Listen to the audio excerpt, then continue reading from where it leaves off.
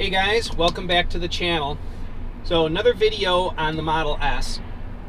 I've now driven this car, let's call it 500 miles, probably 600 miles at this point. And I've gotten a pretty good feel for it. And a couple things that I want to share with you. The primary focus of this video is the Model S, is it worth the money? Or not so much even that, but is the Model S getting long in the tooth? Well, this comes up because my last video I compared my 2018 Model 3 to this Model S 90D. Now I don't know the exact year of this car, but it's been a few years since they've made the 90 kilowatt hour battery.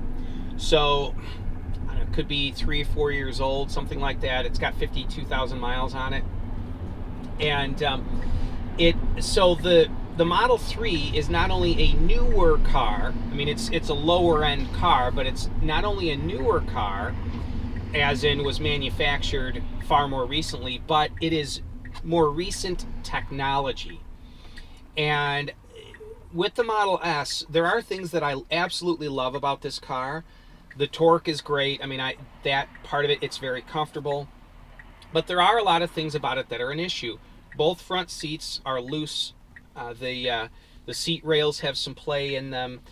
The frunk and the trunk don't really line up with the body all that well. There's just some issues with it. And I'm excited to see the new Model S come out that has the floating screen like the Model 3 and is thoroughly updated.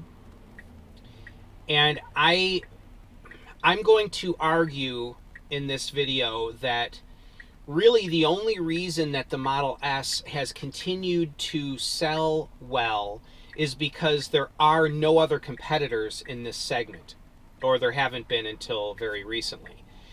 So if you wanted an electric luxury car with some performance, this really is your only choice. There's nothing else out there. And I really think that Tesla could not have gotten away with marketing the Model S as long as they have without major updates to it.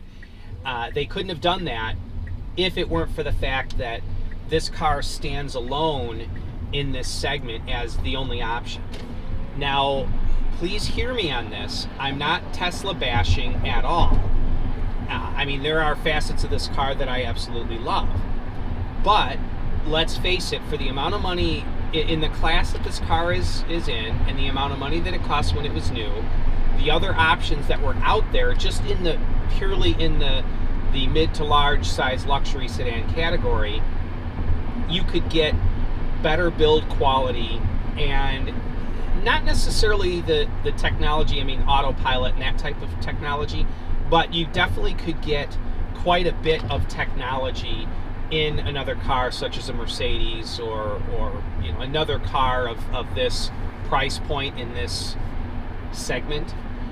And that's my opinion on this. Now, that being said, this car, it has a lot going for it that other cars in this segment that are internal combustion engine vehicles don't have. The primary thing would be no gas expense. I mean, you do pay a few dollars a month to charge it, but not much. And reliability. The Model S is not as reliable as the Model 3 just because it has motorized door handles and it's got more parts in it that can wear out. But in general, electric cars are more reliable than gas cars are. So the Model S has more going for it than just it's the only full-size luxury sedan that's electric that you could buy. So there's that. But again, it's a very brief video, but I wanted to give my opinion that as I've been using this car for a while, and let me say this as a sidebar, I would love to get into a 2019 or 2020 Model S and compare it. So because it may be that from this car to the newer Model S, they may have improved things tremendously. That's a distinct possibility.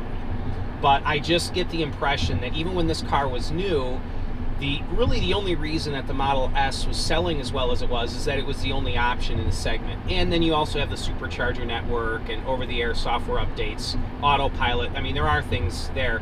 But again, just comparing it to the driving experience and build quality of other cars in this price point, in this segment, if there were decent equivalent competition, if Mercedes-Benz or Cadillac or BMW were making full-size sedans at the time this car was made, at this price point, in electric, I think Tesla would have been forced to up its game and improve the build quality and that type of thing. So, just my opinion.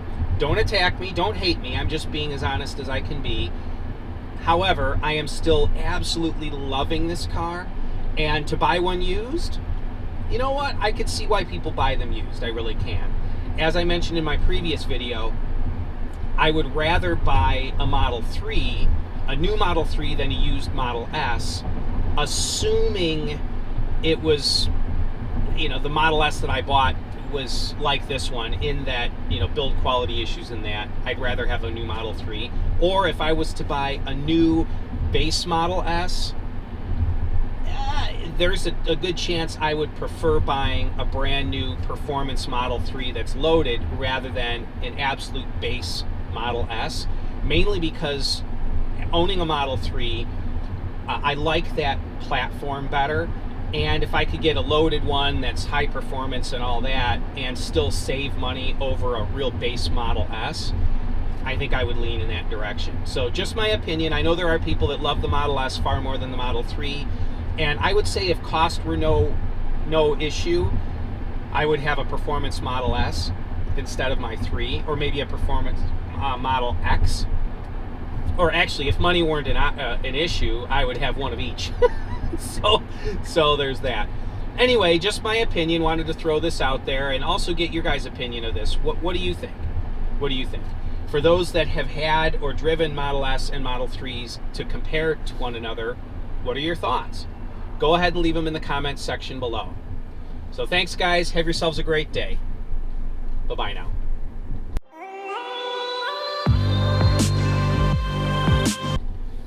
Better brace myself for some hate in this video.